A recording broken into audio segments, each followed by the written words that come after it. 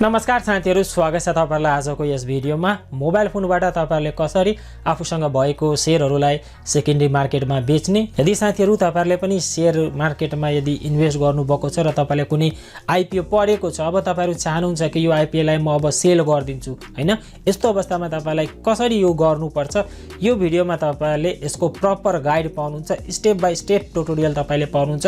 Just यो भिडियोलाई हेरेर सबै कुरा फलो गर्नुभयो भने तपाईले सजिलैसँग आफ्नै मोबाइलबाट यो कुरा गर्न सक्नुहुन्छ। सो यो सिक्न चाहनुहुन्छ भने अन्तिमसम्म भिडियोलाई हेर्नुहोला। र त्यो भन्दा अगाडि गाइज एउटा कुरा तपाईहरुलाई यहाँनिर बुझ्नुपर्छ। यदि तपाईसँग टीएमएस अकाउन्ट छ भने अनि मात्र तपाईले टीएमएस अकाउन्टमा गएर आफ्नो शेयरलाई बेच्न सक्नुहुन्छ। यदि तपाईलाई टीएमएस अकाउन्टको बारेमा केही पनि थाहा छैन र अहिलेसम्म बनाउनु भएको छैन भने टीएमएस अकाउन्ट कसरी बनाउने यसको बारेमा अलरेडी मैले एउटा भिडियो बनाइसकेको छु। यो भिडियो गएर चेक आउट गर्न सक्नुहुन्छ। यो भिडियोमा प्रपर ट्युटोरियल रहेको छ अनलाइनबाट टीएमएस अकाउन्ट कसरी खोल्ने भनेर। सो आउनुस् भिडियोको मेन टपिकतिर लागौं। सो यहाँनिर छु म आफ्नो मोबाइल फोनमा। अब सिम्पली मैले आफ्नो मोबाइल फोनको गुगल क्रोम ब्राउजर खोलेँ र गुगलमा म यहाँनिर सर्च गर्छु TMS 19 मैले लेखेर सर्च गरेँ र यो मेरो ब्रोकरको नम्बर हो। जस्तै कि मैले 19 नम्बरको ब्रोकरमा आफ्नो TMS अकाउन्ट खोलेको छु। सो तपाईको डिफरेन्ट हुन सक्छ, तपाईको 30 हुन सक्छ अथवा 35 अथवा 45 हुन सक्छ। सो मेरो चाहिँ TMS 19 छ। सो गुगलमा तपाईले TMS 19 लेखेर सर्च गर्नुभयो भने फर्स्टमै तपाईलाई देखाइदिन्छ। जस्तै कि तपाईले हेर्न सक्नुहुन्छ tms19.nepse.com.np। सो यो फर्स्टकै जुन खुलेको हुन्छ त्यसमा तपाईहरुले एकचोटी यसरी टच गरेर ओपन गर्नु होला। सो तपाईहरुको अगाडि एउटा यस्तो वेबसाइट खुल्छ। अब यसमा साथीहरु हामीलाई क्लाइन्ट नेम, पासवर्ड र क्याप्चा हाल्नु पर्छ। अब सिम्पली यहाँनिर म आफ्नो क्लाइन्ट नेममा आफ्नो जुन मलाई टीएमएस अकाउन्टबाट दिएको छ क्लाइन्ट नेम मैले त्यो राखदिए, युजर नेम, त्यसपछि पासवर्डमा मैले आफ्नो पासवर्ड पनि राखदिए। त्यसपछि तल यहाँनिर जुन लेखिएको छ त्यो कुरा लेखेर यहाँनिर हामीलाई यो क्याप्चा सल्भ गर्नुपर्छ। अब मैले फटाफट यो सबै मैले टाइप गरिदिए। त्यसपछि साथीहरु तल आएर यो जस्ट तपाईहरु लगइनमा क्लिक गरिदिनुस्। अब लगइनमा क्लिक गरिदिनु भयो भने तपाईहरुको अगाडि एउटा यस्तो इन्टरफेस खुल्छ र तपाईहरु सक्सेसफुली टीएमएस अकाउन्टमा लगइन भइसक्नु भएको छ। अब साथीहरु यहाँनिर तपाईहरु हेर्न सक्नुहुन्छ यसमा डिफरेन्ट टाइपको अप्सनहरु तपाईलाई देखाउँछ। तपाईहरु यसमा केही कन्फ्युजन नराख्नुस्। साइडमा तपाईले 3 वटा लाइन भएको अप्सन पाउनुहुन्छ, 3 वटा बार भएको अप्सन। यो अप्सनमा टच गर्नुस् है। त्यसपछि साइडमा यहाँनिर तपाईहरुको अगाडि डिफरेन्ट टाइपको अप्सनहरु खुल्छ। अब यसमा साथीहरु तपाईहरु यहाँनिर के गर्नुस् भने यहाँनिर एउटा अप्सन खुलेको छ अर्डर म्यानेजमेन्ट। यो अर्डर म्यानेजमेन्टमा एकचोटी यसरी टच गर्नुस्। त्यसपछि तल तपाईहरुको अगाडि 3-4 वटा अप्सन खुल्छ, 3 वटा अप्सन खुल्छ। अब हामीलाई हाम्रो शेयर बेच्नु छ भने तपाईहरुले बाइ एन्ड सेलमा क्लिक गर्नुस्। त्यसपछि यहाँनिर तपाईहरुको अगाडि एउटा यस्तो इन्टरफेस खुल्छ। अहिले पनि साथीहरु तपाईहरु हेर्न सक्नुहुन्छ यो साइड बार हटेको छैन। अब यो साइड बार हटाउनको लागि फेरि पनि तपाईले यो साइडको बारमा क्लिक गर्नुभयो भने यो हटिहाल्छ। सो यहाँनिर हेर्न सक्नुहुन्छ म बाइ एन्ड सेल अप्सनमा आइसकेको छु। अब माथि साथीहरु तपाईहरुले एउटा अप्सन पाउनुहुन्छ बाइ एन्ड सेल भन्ने। अब यहाँनिर हामीलाई त हाम्रो शेयर बेच्नु छ। सो हामीहरु यहाँनिर साइडमा क्लिक गर्छौं र यो सेलमा सिलेक्ट भइहाल्छ र यो पुरै रेड भइदिन्छ। अब साथीहरु तपाईहरु यहाँनिर तल गर्नुस् है। यो गरेर तपाईहरु तल गर्नुस्। तल तपाईले यहाँनिर एउटा अप्सन पाउनुहुन्छ सिम्बलको। अब सिम्बलको अप्सनमा आएर साथीहरु तपाईले आफ्नो सिम्बल दिनु। जस्तै कि तपाईले कुन शेयर बेच्न चाहनुहुन्छ त्यसको एउटा छुट्टै सिम्बल हुन्छ। जस्तै कि तपाईले मेरो शेयरमा गएर पनि हेर्न सक्नुहुन्छ। मेरो केसमा साथीहरु यहाँनिर रहेको छ साहस ऊर्जाको। सो मैले यहाँनिर SAHA लेखे भने यहाँनिर साहस ऊर्जा देखाइदिन्छ। सो यस्तो टाइपको सिम्बल हुन्छ। तपाईले मेरो शेयरबाट निकाल्न सक्नुहुन्छ यदि तपाईलाई कन्फ्युजन भइराछ भने। सो मैले साहसलाई सिलेक्ट गरे। सो तल यहाँनिर सम्पूर्ण इन्फर्मेसन दिएको छ। अब तपाईहरु तल जानुभयो भने यहाँनिर तपाईले एउटा अप्सन पाउनुहुन्छ टप बाइ टप सेल। यसमा साथीहरु तपाईले हेर्न सक्नुहुन्छ अहिले यो कतिको रेटमा बिक्री भइराछ र कतिको रेटमा मान्छेहरुले किनिराछ। जस्तै कि यहाँनिर लास्ट ट्रान्ज्याक्सन तपाईहरु हेर्न सक्नुहुन्छ 520 रुपैयाँ रहेको छ है। एकजनाले अर्डर गर्नु भएको छ 100 किताको लागि हैन 518 रुपैयाँ दिइराछ। तर यहाँनिर तपाईहरु प्राइस हेर्न सक्नुहुन्छ यसको 520 रुपैयाँ प्राइस रहेको छ। अब साथीहरु यहाँबाट तपाईले एउटा प्राइसको अनुमान लगाउन सक्नुहुन्छ अहिले यसको प्राइस कति चलिराछ। सो यहाँनिर 520 चलिराछ। सो म यहाँनिर के गर्छु भने अब माथि गएर म रेटमा सर्वप्रथम त हामीलाई क्वान्टिटी राख्नुपर्छ है। सो मैले क्वान्टिटीमा 10 राखदिए र प्राइसमा यहाँनिर मैले 520 नै राखदिन्छु। सो त्यहाँनिर मैले 520 नै हेरेको थिएँ। सो मैले यो राखदिए। त्यसपछि साथीहरु तपाईहरु यहाँनिर सिम्पली तल गर्नुस् र सेलमा क्लिक गरिदिनु भयो भने माथि तपाईलाई देखाउँछ तपाईको शेयर सक्सेसफुली सेल भइसकेको छ।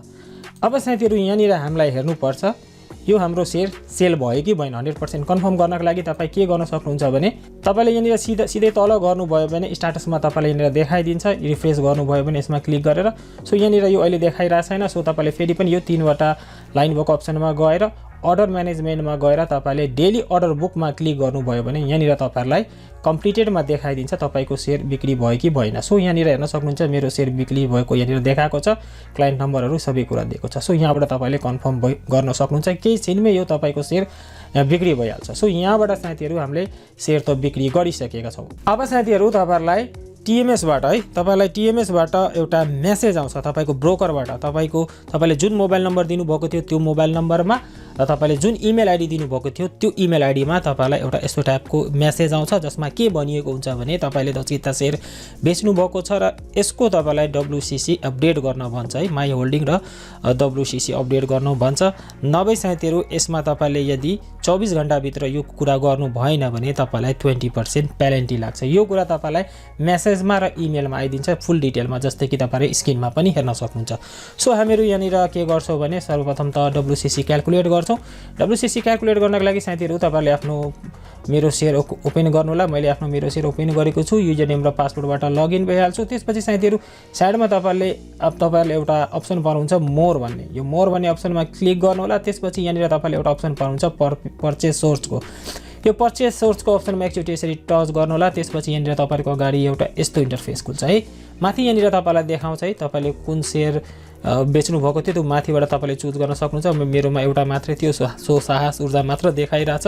अब सिम्पली साथीहरू तपाईँहरूले यहाँनिर तल आएर एउटा तपाईँले यहाँनिर एउटा अप्सन पाउनुहुन्छ स्लेट अल भन्ने, यो स्लेट अल भन्ने अप्सनमा एकचोटि यसरी टच गरेर यसलाई पुरैलाई स्लेट गरिहाल्नुहोस्। त्यसपछि साथीहरू यहाँनिर तपाईँहरू प्रोसिडमा क्लिक गर्नुहोस्। प्रोसिडमा क्लिक गर्नुभयो भने तपाईँहरूको अगाडि एउटा यस्तो इन्टरफेस आउँछ। अब जस्ट तपाईँहरू यहाँनिर कन्फर्ममा क्लिक गरिदिनुहोस्। अब यहाँनिर साथीहरू हाम्रो यो पर्चेस सोर्सबाट हामीले यो गरिसकेका छौँ।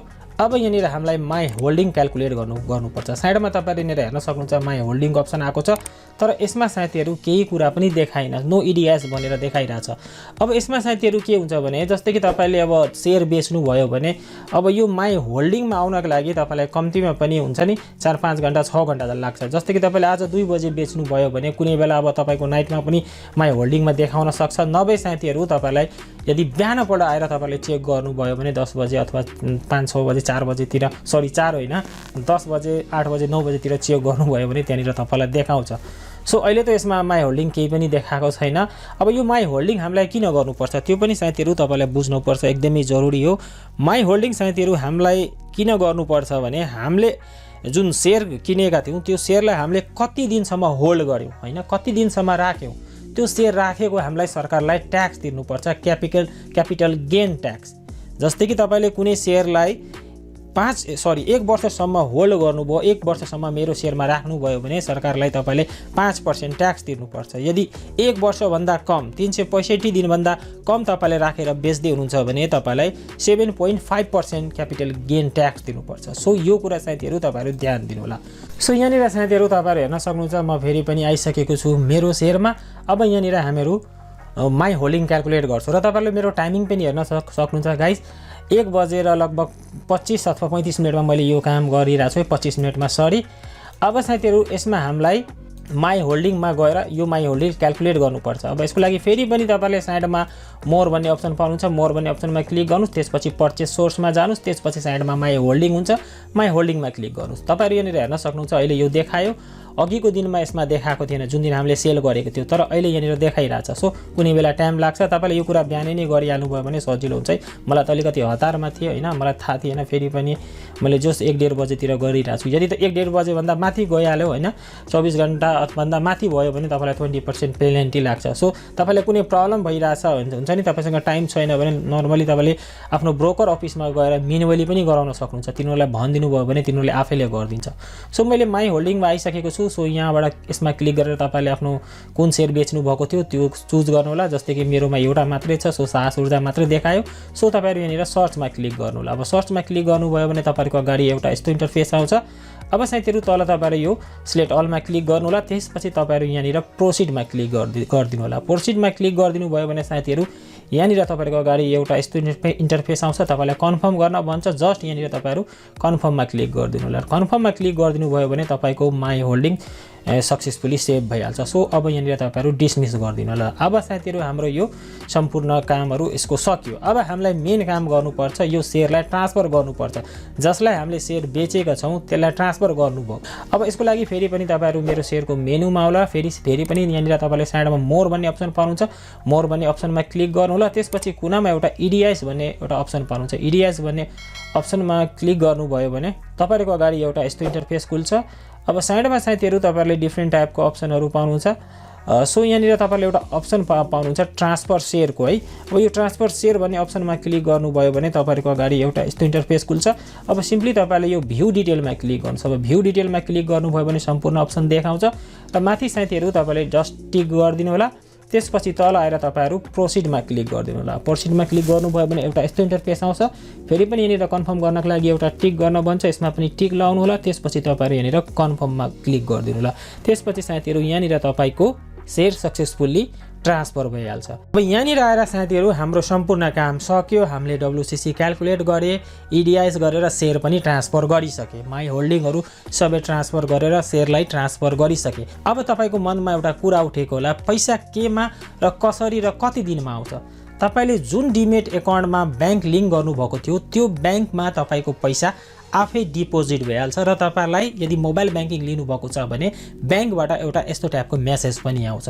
सो तपाईँ ढुक्क भएर बस्नुहोस्, तपाईँको पैसा 3 देखि 4 दिनको भित्रमा तपाईँले जुन डिमेट एकाउन्टमा आफ्नो जुन ब्याङ्क लिङ्क गर्नुभएको थियो त्यो ब्याङ्कमा आउँछ है। सो मलाई लाग्छ तपाईँ सबै कुरा बुझिसक्नु भएको होला।